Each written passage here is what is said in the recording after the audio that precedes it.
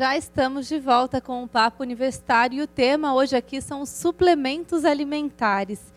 Tereza, eu queria falar um pouco sobre os riscos do uso dos suplementos. Quando que ele pode ser prejudicial à saúde? Então, na verdade, quando ele é prejudicial à saúde, né? Primeiro, a gente vai ver o balanço nutricional. Vamos falar, então, dar o exemplo do suplemento que fornece proteína, né? Porque, assim, geralmente é isso que é mais procurado. Então, primeiro a gente vai fazer o cálculo da quantidade de proteína que a pessoa tem via alimentação. Dependendo do dispêndio dela com atividade física, né, dos comprometimentos, lembrando que suplementação também não é exclusivamente para alguém que tenha uma atividade física intensa, ou seja, um esportista, né? Então, por exemplo, você pode ter um paciente terminal de câncer que precisa de uma suplementação, você pode ter uma criança que precisa se desenvolver melhor numa determinada fase e aí precisa de suplementação. Então, a gente vai ver o que falta de proteína, por exemplo, na dieta, a gente vai definir qual o produto mais adequado para fazer essa suplementação. Mas isso tudo dentro daqueles parâmetros que a gente vai calcular, que a gente vai desenvolver. O grande problema é as pessoas usarem isso de forma exagerada, usarem isso de forma assim, indiscriminada.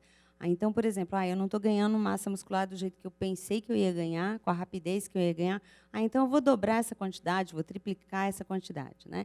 Então, esse que é o maior, o risco maior, né? Eu queria falar um pouco sobre os benefícios também, né? Além do caso da saúde, dos idosos, pacientes com câncer, em que aspectos também pode ser benéfico o uso do suplemento para emagrecimento, para ganho de massa? Quando que pode ser indicado e, poxa, vai te fazer bem? Na verdade, assim, né, para ganho de massa, né, sempre que a pessoa estiver realmente desenvolvendo uma atividade física, né, ela vai estar perdendo massa gorda, vai estar ganhando massa magra, e aí o suplemento pode mesmo estar auxiliando nesse momento, né? Mas isso, de qualquer forma, exige que a gente verifique essa quantidade de proteína para que não seja o excesso. E na sua opinião, professor, em que aspectos você acha que é positivo? Bom, num contexto geral, de acordo com a ACSM, ela estipula que uma refeição adequada ela tem que estar em torno de 45% a 60% de carboidrato, isso é o percentual de cada nutriente dentro da sua alimentação, de 10% a 35% de proteína e de 20% a 35% de gordura. Logicamente que esse 20% a 35% de gordura, ela não só da gordura saturada, mas da gordura também que faz bem, aquela que o organismo consegue assimilar de forma muito rápida. E pensando nisso, uma outra informação que é muito importante, o indivíduo normal, saudável, ele necessita de 0,8 a 1,2 gramas de proteína por peso de massa. Isso para o indivíduo comum. Agora, se eu pegar o extremo, uma criança, ela necessita de mais proteína do que um adulto. E se eu pegar o idoso, ele também precisa de mais proteína, porque ele está na fase final. Ele necessita, porque nesse momento, ele está perdendo muita massa muscular. E ele necessita de força para poder fazer as atividades diárias, inclusive caminhar. Então, a massa muscular é muito importante para o idoso, né? Por outro lado, estudos comprovam que um atleta, por exemplo, de força, ele pode consumir até 3 gramas de proteína por quilograma de peso. Então, veja bem, isso está muito relacionado à necessidade e ao indivíduo em si. Então, o que acontece nas academias, que é um fator agravante, que muitas pessoas, muitos alunos, consomem um determinado suplemento e ele sequer sabe se esse suplemento ele foi aprovado pela FDA, por exemplo, ou pela própria Anvisa. Então, ele simplesmente chega lá, eu quero esse aqui porque eu ouvi falar. E, na contramão, o que acontece, contrário a que a nossa amiga falou, que ela falou que é importante que ela, como empresária, tenha contato com outros profissionais que entendem do assunto. Só que, na maioria dos locais, você simplesmente chega lá, eu quero comprar isso, como eu devo tomar? Ele vai lá, lê no rótulo e fala, você tem que tomar desse jeito. Isso não é a maneira correta de se falar. Então, quando se pensa em suplementação, em termos de academia, sim, eles dão muito valor a proteína. Por que proteína? Porque o músculo é feito de proteína. Então, realmente, aqueles que malham afinco, firmes, necessitam de um percentual maior de grama por quilograma de proteína. Afinal de contas, o músculo ele é formado de proteína. Literalmente, quando você faz um exercício de força, você destrói a fibra muscular. E ela precisa do elemento base, que é o aminoácido, para poder formar. Assim que o organismo, ele pega esse nutriente que veio a mais, ele constrói e, vamos dizer assim, forma um novo músculo. E assim o processo vai. Logicamente que se você não tem uma atividade física de força, você, vamos dizer que você é um indivíduo comum. Então, o ideal é que você fique entre o 0,8% e 1,2% de proteína, de grama por proteína, que é o suficiente para você atender às suas necessidades. Então, a suplementação em si, ela está diretamente ligada à necessidade de cada indivíduo. Deixa eu fazer um exemplo de outros nutrientes. Por exemplo, o idoso, ele necessita de uma suplementação de cálcio. Porque nesse período de vida, da mesma forma que a massa muscular está ocorrendo uma atrofia, com os ossos também está acontecendo. Por isso que sobrevém a osteoporose. Por quê? Porque, na verdade, o nosso esqueleto ele é uma reserva de cálcio, e como o cálcio ele é utilizado para várias funções do nosso organismo, então, quando precisa, vai lá no osso e pega. E assim, se você não tiver uma reposição, se você só tirar, você vai ter a osteoporose, que é um fator agravante numa idade avançada. Larissa, eu queria que você também falasse um pouco sobre os benefícios, já que você conhece aí tantos produtos, tanta linha, né, de suplementos aqui. Então, é que a gente tem também tem públicos bastante específicos, né? Além de ter esse público de academia, a gente tem o público, né, dos idosos, das mães, né, que vão atrás, né, com indicação de nutricionista para as crianças. A gente também tem esses triatletas, tem esse pessoal que faz, né, esportes de alto rendimento. Então, eles precisam suplementar realmente a alimentação deles. O que eles consomem na alimentação deles não é suficiente. Então, eles têm que suplementar. Só que, assim, dentro de um rótulo, o rótulo ele tá o padrão, o que você tem que tomar. Mas ele não diz se você é homem, se você é mulher, se você tem 60 quilos ou se você tem 90 quilos. Então, difere para cada tipo de corpo, difere para cada pessoa. Por isso, a indicação de procurar um profissional. O profissional, somente ele vai poder fazer exames de sangue, ele vai poder verificar o que você precisa, onde você pode suplementar. Até mesmo, existem nutricionistas específicos na área esportiva. Então, existem, assim, para cada uma dessas áreas, tanto para você poder consumir esses produtos, é legal? É interessante, se você tiver uma orientação. Que dica que vocês dão para essa leitura do rótulo? Para um leigo, por exemplo, o que ele deve levar em conta ao analisar o rótulo de um produto, por exemplo, um pão integral? Então, na verdade, assim, né? No pão integral, muitas vezes a pessoa fala, mas ele tem farinha branca também. Tem que ter, porque senão ele não vira um pão, né? Porque se fosse só farinha integral, não teria consistência de pão. Então, claro que ele vai ter farinha branca também. Então, eu poderia comparar o pão integral com um pão branco, né? Ver que a quantidade de fibras é superior, né? Porque o que interessa, né? Interessa realmente que haja uma parte de farinha integral e que a quantidade de fibra seja superior.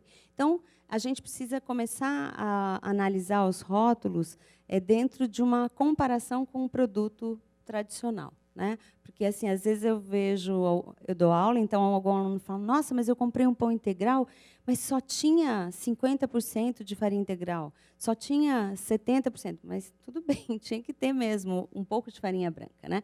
Então, às vezes, as pessoas não conhecem. E aí, por exemplo, fazem uma propaganda de um produto que tem uma característica tal, mas, na verdade, isso é o habitual. Se aparecer, por exemplo, se alguém puser no rótulo lá de um produto que ele tem 70%, 80% de fibras a mais, você vai falar, nossa, vou comprar esse. Mas se você olhar num outro, ele só não disse, outra marca só não disse a mesma coisa, mas às vezes tem a mesma composição. Então, a gente tem que olhar assim, as embalagens dentro de um critério um pouco mais rigoroso, né? Então, realmente avaliar, conhecer um pouquinho dos nutrientes, da importância das fibras. Então, o professor falou, por exemplo, da quantidade de proteína, carboidrato, lipídio para uma dieta de um atleta, né? Mas a gente tem lá, por exemplo, todo o rótulo nutricional, ele é calculado, né? Os nutrientes são calculados e tem um percentual do lado que corresponde ao quanto da necessidade diária que foi alcançado para uma dieta de 2.000 calorias. Porque para uma pessoa que não tem uma atividade física tão intensa, a ponto de ter um gasto energético muito grande, né? Se é uma pessoa assim que tem atividade física moderada, o consumo dela seria de 2.000 calorias por dia. Então, a quantidade de proteína seria de 10% a 15% de proteína no valor calórico total. E aí, a quantidade de proteína de 0,8 gramas por quilograma de peso por dia seria mais ou menos o normal para a população. Então, você tem que conhecer um pouquinho disso para você conseguir avaliar os rótulos de verdade. Tá certo. Bom, a gente vive num ritmo muito intenso hoje, é muito estresse, é muita correria, todo mundo vive nessa loucura, né? E com isso acaba que a opção por produtos industrializados é sempre a mais rápida, porque você não tem tempo de preparar um alimento.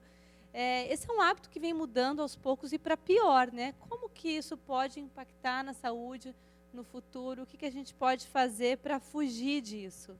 Então, na verdade, o ano passado saiu um material muito interessante do Ministério da Saúde, que é o Guia Alimentar para a População Brasileira. Ele foi editado em 2006, depois ele passou por uma revisão pública, né? Teve aberto ao público, os profissionais puderam opinar e também as pessoas, o público leigo em geral.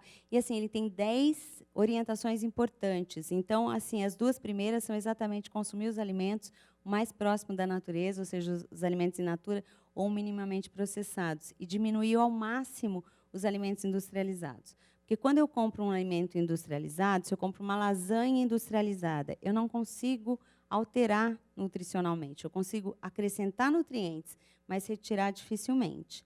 Agora, se eu faço uma lasanha em casa, eu posso, por exemplo, usar uma massa integral, eu posso fazer um molho de tomate natural, colocar nesse molho de tomate, por exemplo, cenoura ralada, e aí eu vou ter uma quantidade grande de licopeno do tomate, de beta-caroteno da cenoura, né, que é a provitamina A.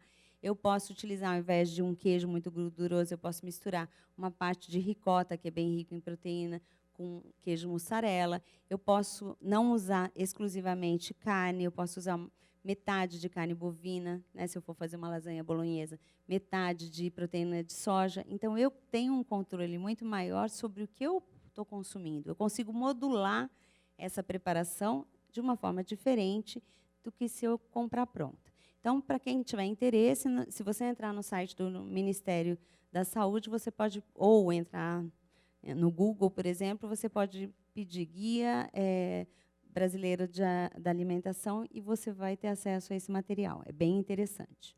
Já que a gente já está também chegando ao fim, se você quiser aproveitar para falar do atendimento nutricional que a Univap oferece, né? Então, aqui na Univap a gente tem a clínica, né, de nutrição, a gente faz esse atendimento, né, você teria que fazer contato com a Univap e entrar assim numa fila, porque tem aí uma determinada espera para esse atendimento, né? E também a gente, nesse semestre... Qual é o telefone, professora? 3947.000. E aí você vai falar com o setor responsável. E esse semestre, né, a gente tem as oficinas de nutrição também, que acontecem na terça-feira, das 10h30 às 10h50, e sempre a gente trata um tema assim, que está na moda. Então, por exemplo, a gente vai amanhã trabalhar com bebidas hidroeletrolíticas. Então, a gente sempre tem temas variados. Como que as pessoas podem se informar sobre esses temas, professora? Na verdade, as oficinas, geralmente, a própria área de marketing da Univap acaba divulgando, né? Mas sempre na terça-feira tem uma oficina diferente. Se a pessoa não conseguir, pode ligar também para 3947.000, pedir para falar com a gente, ou então vir e ter a surpresa de encontrar aí cada terça um tema diferente. Legal. Também queria que você fizesse suas considerações, professor. Mais diretamente, só retocando o que ele falou, como você perguntou sobre a embalagem, é uma coisa muito interessante. Mas é bem provável que a massa, a maior parte do povo ainda não esteja preparado para entender o que tem no rótulo. Porque 50% de farinha integral.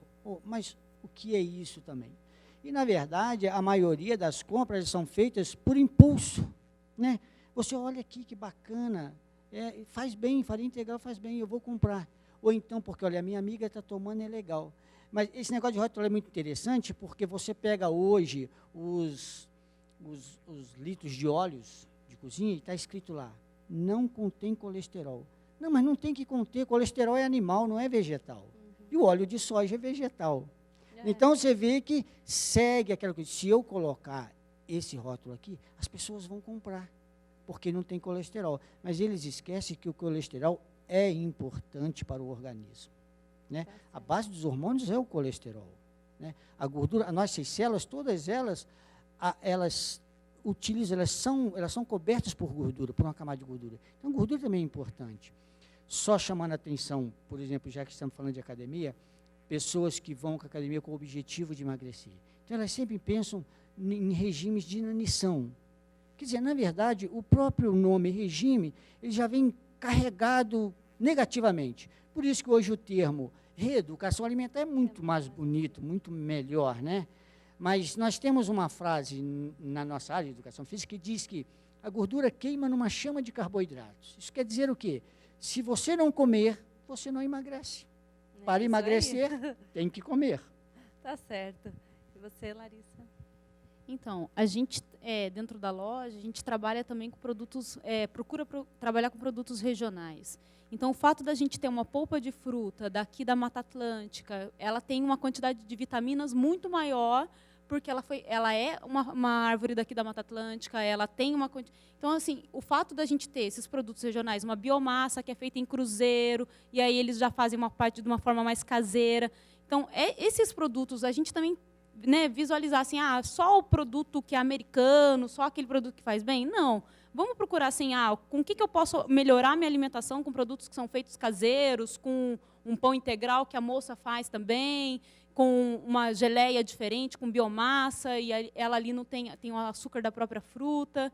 Então, procurar também esses alimentos de qualidade da sua região, do seu local. Você, além de socialmente, você ajudar a comunidade, você ajudar o lugar onde você vive, você também melhora a sua saúde, porque você está comendo, você está ingerindo produtos que vão fazer o seu bem, que eles já são preocupados, né, com a alimentação, para quem eles estão fazendo realmente. Eles não estão pensando, estão pensando, claro, no mercado, porque eles têm que sobreviver, mas eles estão trabalhando com algo que vai fazer bem para a saúde das pessoas, tá? Então, acho que é interessante ter essa questão do produto regional, de pensar nisso daí, no que eu vou suplementar minha alimentação, o que tem aqui próximo, é castanha, é macadâmia, é castanha que não é daqui, mas tem plantações aqui próximas. O que eu posso suplementar minha alimentação com coisas de qualidade mesmo? Tá ótimo. Bom, eu queria agradecer a presença de vocês aqui. Com certeza, cada um, né, com sua experiência, contribuiu para a informação do nosso público. Muito obrigada mais uma vez.